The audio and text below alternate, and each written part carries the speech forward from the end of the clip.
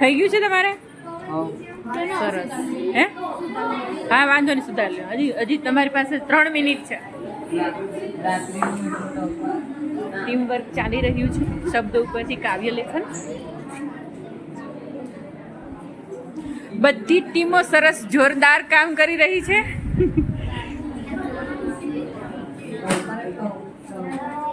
બન્યું?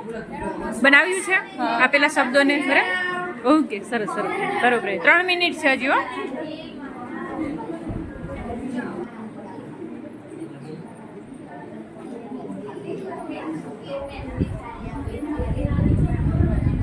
ચલો બની ગયું. Time of. Time of. ફટાફટ બધી ટીમ આ બાજુ. ચલો, તમારા ટીમમાંથી કોઈ એક લીડર, એક વ્યક્તિ બોલશે. તમે જે રચના બનાવી છે ને એને તમે રજૂ કરવાની છે. શું કરવાની છે? ચલો, કોણ આવશે?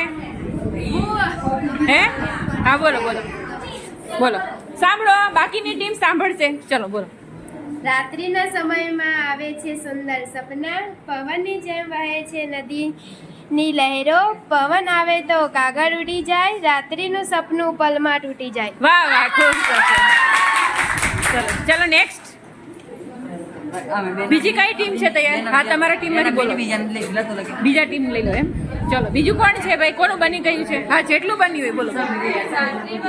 સપનું મન ભરી નદીમાં વહેતું, નાનકડી કાગળની હોડીમાં નદીની લહેરો, પવનના ઝપાટા, રાત્રિના સપનાની યાદો, નાનકડી. ચલો, નેક્સ્ટ. હવે કોઈ? હા, તમારે તૈયાર જ છે? બોલો બોલો. અરે અરે, ઊભા થાવ. અરે ચાલ, તું જ બોલી જા બેટા. તમારા ટીમમાંથી લીડર બન. ચાલો બોલી. રાત્રિનો મીઠો ટોકાર, પવનનો મીઠો હળવાશ, એવા નદીના કિનારે મને આવે સારા સપના, અને મીઠા પવનના સાથે મને આવે સારા વિચાર, અને હું તે વિચારને નોંધું કાગળમાં. સરસ, જોરદાર. તમારે બની ગયું છે? કેટલું બનાવ્યું? જેટલું બનાવ્યું એટલું. આવો, બતાવો બતાવો. થોડું કે નહીં? થોડું ઘણું તો બનાવ્યું હશે. જો આ બનાવ્યું છે. લાવ, મને બતાવ. મને તો બતાવ.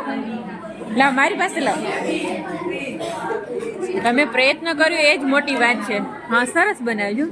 નદીનું શીતળ પાણી, માની મીઠી માયા, સપનું જેમ રાત્રે આવે તેમ પણ ભણવાનું દિવસે આવે છે, રાત્રિના સમયે વાદળમાં ટમટમતા તારા નીકળે તેમ નદીના કાંઠે વાતાવરણ ઠંડુ હોય છે. તો આ પ્રયત્ન તો કર્યો. જોરદાર તાળીઓ યાર.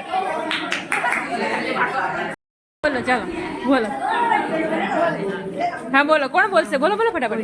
હા બોલ બોલ. હરેશ બોલ બોલ. તું બોલી જા. ગજેન્દ્ર બોલી બોલી જા. અરે બોલ તો ખરા.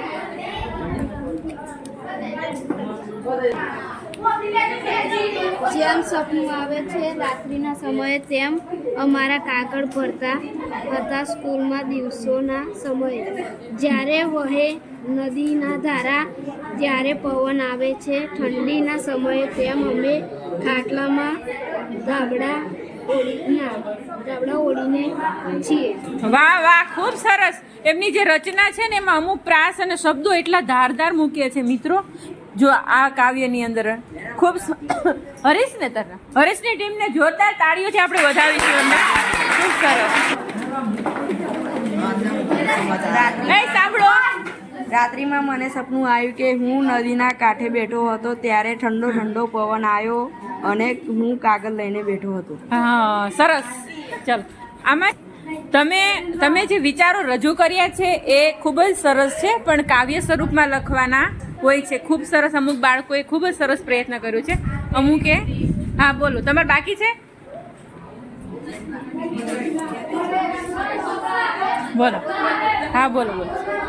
નદીએ બેઠા હોય ત્યાં આવે પવનની લહેરો, અને પવન આવે ત્યારે કાગળ ઉડી જાય, અને રાત્રે માના સપના આવે અને આંખો ખુલી જાય. કાગળના પત્તા ઉડતા હોય છે અને મનના સપના આવે છે. ખૂબ સરસ, જોરદાર. ચાલો, તમારે થઈ ગયું છે? તમારી ટીમ બાકી છે ને? આવી ગઈ? Okay, very good. તમારા બધાની કૃતિઓ આવી ગઈ છે. આપણે વન બાય વન જોતા જઈએ છીએ, બરાબર. હવે જો તમને સમજાવું, તમે બધાએ આપેલા શબ્દ ઉપર તમે કાવ્ય રચ્યું છે, બરાબર. તો ક્યાંક કેવું લાગે, ફકરા જેવું લાગે છે, ક્યાંક વાક્ય જેવું લાગે છે ને. તો આ ધારો કે આ કાવ્ય છે, બરાબર. આપણે સમજીએ. ધારો કે નદીનું શીતળ પાણી, તો એ નું છે ને હંમેશા જોડીને લખવાનું. કેવું લખવાનું?